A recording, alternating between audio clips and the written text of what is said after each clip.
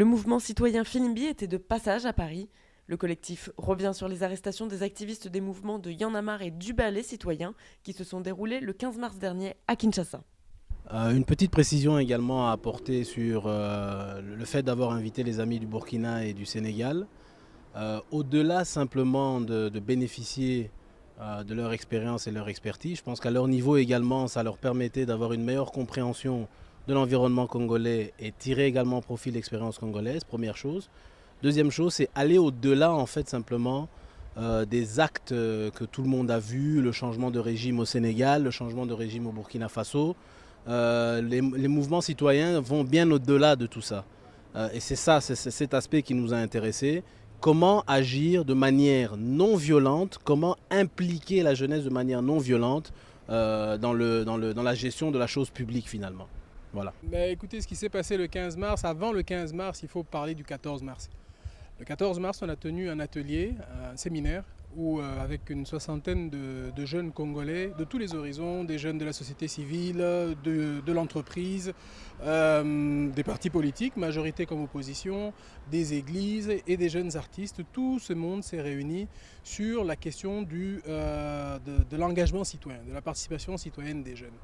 Et donc on a réfléchi, on a échangé, on a écouté l'expérience de nos amis de Y en a marre, l'expérience de nos amis de Ballet Citoyen, l'expérience de nos amis de Lucha qui sont membres du collectif Filimbi, pour avoir aussi une expérience purement congolaise parce qu'il y avait des choses à dire des Sénégalais et des Burkinabés, mais aussi des Congolais. Donc ça c'est le 14. Le soir du 14, les artistes se sont réunis au studio, on fait une superbe jam session au studio Eloko Makassi avec lequel on a beaucoup travaillé. Se sont réunis au studio, on fait une superbe jam session d'improvisation avant de se lancer dans l'enregistrement de la chanson parce que l'idée était que tout ce qu'on se disait, les artistes devaient le traduire en chanson et tout cela ferait l'objet d'un concert le lendemain, le 15. Donc voilà, la journée du 14 se termine. Le lendemain, le 15, on clôture le séminaire, on fait toute la restitution, l'évaluation, tout ça. Et il était prévu une conférence de presse en début d'après-midi avant qu'on passe à l'organisation du concert. Donc à l'extérieur des studios, dans la rue, se monte la scène. Pendant ce temps, nous sommes à l'intérieur, la conférence de presse se tient. Il y avait Fadel de Y en a marre qui parlait, Osibi du Ballet Citoyen et deux Congolais, Ben et Fred Baouma qui parlaient pour Filimbi. La conférence de presse se tient très bien, en présence de la presse congolaise, la presse internationale, la presse de l'opposition comme de la majorité, que nous avions invitée. Donc les choses se passent publiquement, très bien, la conférence de presse se termine, on se congratule les uns les autres, on est très contents. Et à ce moment-là, en fait, quelqu'un nous dit, il y a des soldats qui sont dehors, une quinzaine de soldats. Et c'est là qu'on voit les soldats arriver, Kalachnikov au poing, très agressifs, à la recherche des étrangers. Ils arrivent, il y avait des blancs parmi nous. Ils arrêtent d'abord tous les blancs, puisque eux, il est clair qu'ils sont étrangers. Et clairement, ils disent où sont les étrangers, où sont les étrangers. Ils s'en prennent ensuite aux amis d'Y en a marre, à Osibi qui avait un look rasta tout de suite, donc il l'identifie comme étranger. Après, il commence à poser la question à d'autres Congolais, tu es étranger. Et à ce moment-là, celui qui, bien qu'étant Congolais, n'avait pas sa carte d'électeur, se faisait attraper aussi. Et ensuite, il y avait des critères qui n'en étaient pas en fait. L'un avait son téléphone en main et était perçu comme quelqu'un qui filmait, se faisait choper. Un autre avait une caméra qu'un journaliste lui avait demandé de tenir pendant qu'il allait boire un verre, s'est fait choper aussi. Et c'est comme ça qu'on n'a pas bien compris. D'autres se sont fait tenir et puis ensuite ont échappé à l'arrestation comme ça. Et c'est en fait comme ça qu'une trentaine de personnes a été attrapées, emmenées. Nous avons vu des soldats et des hommes en civil. Donc, qu'il y avait des officiels, oui, puisqu'il y avait des soldats, mais les hommes en civil, à aucun moment nous n'avons pu les identifier clairement comme appartenant à tel ou tel service. Ce qui nous amène à dire qu'il s'agissait d'un enlèvement et pas d'une arrestation. Oui, pour nous échapper, on a passé par des réflexes purement naturels, hein. Lorsque vous êtes en danger, vous usez du bon sens. On a passé une nuit par là, une autre par là, donc on n'a pas voulu passer la nuit sur un même endroit. Et bien sûr, il y a une chaîne de solidarité, un certain nombre de personnes qui nous ont aidés dans cette entreprise-là. Les gens qui ont compris que ce que nous avons fait relevait vraiment de notre droit et qui ont compris le niveau de danger lié bien sûr à l'accusation forte faite par le gouvernement. Ces gens, nous ne pouvons pas les citer pour le moment, mais ces gens nous ont aidés à pouvoir nous en sortir dans cette entreprise, de nous cacher, de nous conserver en vie et surtout dans cette entreprise de nous dire il faut qu'on se mette à l'abri et qu'on soit capable de revenir pour pouvoir continuer cette activité. Mais à ce jour, On n'a aucun motif. Un mois après, on n'a pas de motif. Tout ce qu'on sait, c'est le ministre de l'Information qui a dit qu'il s'agit d'une entreprise de déstabilisation de l'État, une entreprise terroriste. Il a dit beaucoup de choses. Mais ni l'Agence nationale de renseignement, ni le procureur général, personne n'a dit à ce stade-ci que les gens qui sont détenus, un, le sont. Il n'y a pas de notification officielle. Deux, ils n'ont pas accès à leur avocat. Et trois, on n'a certainement pas une idée d'un motif précis, d'une accusation précise contre laquelle les uns et les autres peuvent se défendre. Rien. Ils n'ont même pas accès à leurs avocats. Encore une fois, c'est une attitude complètement inacceptable et intolérable parce que ces jeunes, en définitive, n'ont fait que agir comme des citoyens congolais.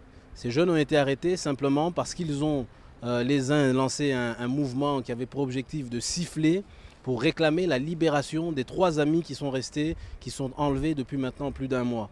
Donc si pour ce genre d'activité légale, non violente, on arrête des jeunes Congolais, c'est extrêmement grave. Et nous condamnons bien évidemment ces arrestations et nous demandons au gouvernement de revenir au bon sens et de libérer toute personne, tous les jeunes qui sont aujourd'hui enlevés, pris en otage par nos autorités. Le mouvement Lucha fait partie du mouvement, du collectif, on va dire, Filimbi.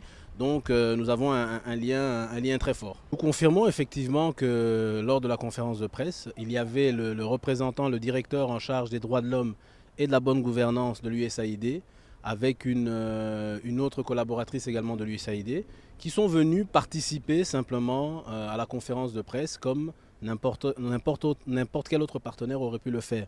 Nous reprécisons, nous confirmons également que l'événement a été financé entre autres par les États-Unis, à travers l'ambassade des États-Unis. Et donc c'est dans ce cadre-là que nous avions rencontré énormément de partenaires, dont l'USAID, qui n'est pas intervenu directement, mais ayant des projets dans la bonne gouvernance liés à la jeunesse, ils ont tenu à participer à la conférence de presse pour essayer de mieux comprendre simplement l'objectif du mouvement. Voilà. Nous avons été financés effectivement pour partie par les Américains. Mais le gouvernement congolais est lui aussi financé par les Américains, par les Belges, par les Britanniques, par beaucoup de pays. Ce que nous avons fait, nous avons monté un projet qui travaillait à la participation citoyenne des jeunes. Et nous avons introduit des demandes de financement auprès de beaucoup d'organismes. Toute une série d'organismes étaient intéressés. Certains nous ont dit, écoutez, vous arrivez à la fin de l'année budgétaire, on ne va pas pouvoir vous financer maintenant, mais ce que vous présentez comme projet nous intéresse et nous voudrions que nous restions en contact pour avancer avec vous plus loin. Bon, maintenant, on sent le soufre, donc je ne sais pas si on va les exposer, mais il y a plein d'organismes qui ont pignon sur rue au Congo, avec lesquels nous avons travaillé, à qui nous avons demandé un financement. Il s'agit à ce jour de faire en sorte que les citoyens congolais, que les jeunes Congolais soient citoyens. Si ça déstabilise le Congo, alors ça pose vraiment un sérieux problème pour le Congo. La jeunesse congolaise aujourd'hui, considérée par maintes personnes comme étant dangereuse, est une jeunesse qui est plutôt en danger. Et cette jeunesse en danger a compris les sources de son danger, a compris qu'un gouvernement, que la chose publique, ça se gère pour l'avantage de la communauté. Et la jeunesse a compris qu'elle a un rôle pour pouvoir changer les choses en RDC. Cette jeunesse a pris seulement conscience de pouvoir se réunir, bien décrire son rôle, comprendre le rôle des autorités et comprendre ce qu'elle doit faire pour influencer ces autorités. Alors, lorsque ces autorités se déchaînent et disent « voilà des terroristes », je pense qu'il y a de quoi se poser beaucoup de questions. On ne peut pas être terroriste quand on est un citoyen qui a compris ses droits et qui exige aux autorités de faire leur devoir, d'exercer leur devoir. Cette accusation, elle n'a pas de sens, elle n'a pas de fondement, elle cache plutôt quelque chose qu'il faut bien creuser et bien comprendre de la part des gouvernants. Le mot exilé en lui-même nous pose quelque peu un problème. On va dire qu'au jour d'aujourd'hui, les autorités nous ont contraints à quitter le pays. Pas seulement pour nous sécuriser, parce que là aussi ça peut avoir une très mauvaise compréhension, non seulement pour nous, entre guillemets, nous sécuriser, mais également pour continuer notre engagement encore une fois qui est non violent, qui est apolitique, c'est très important de le dire. L'objectif de notre engagement n'est pas de s'attaquer à un individu, à un homme politique, donc il est apolitique et ça nous permet maintenant c'est un repli stratégique qui nous permet de nous réorganiser et de continuer à faire en sorte que nos amis soient libérés au plus tôt Et 3, continuer simplement les objectifs du mouvement. Le message au gouvernement congolais est un message simple. Un gouvernement est fait pour pouvoir gérer le bien-être de l'ensemble de tout un pays, de toute une population. Le gouvernement, nous lui rappelons son rôle de pouvoir être le garant des droits des individus, des droits d'expression, des droits de manifestation pour le bien-être de toute la population dont il est responsable. C'est ça le message principal. De ce message découle que le gouvernement devra gérer la situation, le cas de Filimbi, selon l'état des droits, selon la constitution de la RDC, selon le droit international, selon les droits fondamentaux d'expression et de manifestation connus. Cela implique que le gouvernement doit absolument s'appesantir sur le cas des membres de Filimbi qui sont retenus pour les libérer parce que jusqu'à aujourd'hui, nous n'avons trouvé aucun chef, aucune charge, aucun chef d'accusation. Donc, ils doivent être libres et jouir de leur liberté. Et le gouvernement devra encourager l'expression de Filimbi et des autres mouvements qui sont dans le collectif Filimbi parce qu'en fait, le collectif Filimbi agit en synergie avec le gouvernement pour pouvoir aujourd'hui aider la jeunesse congolaise à pouvoir se réveiller et jouer son rôle dans la construction du pays. Le développement durable d'un pays demande d'impliquer la jeunesse, cette jeunesse qui est garante de l'avenir du pays.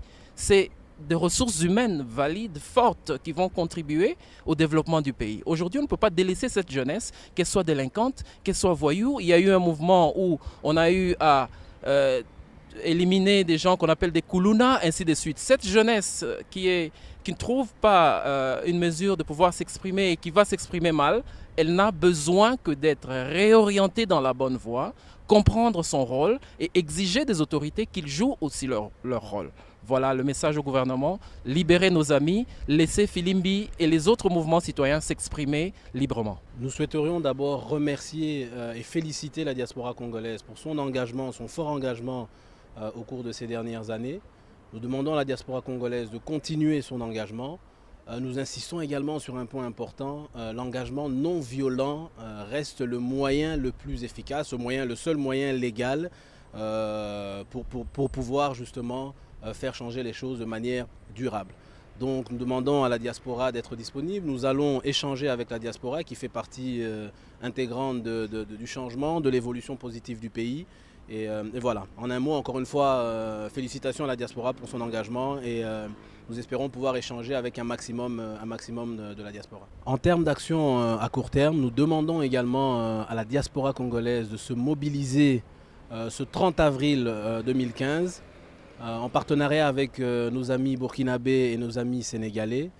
Nous avons lancé des activités, c'est-à-dire que nous aimerions que devant chaque ambassade, autant en Afrique qu'en Europe de la République démocratique du Congo, que les Congolais se regroupent, se rassemblent pour demander et exiger la libération pure et simple de nos amis qui sont encore emprisonnés ou enlevés. Merci.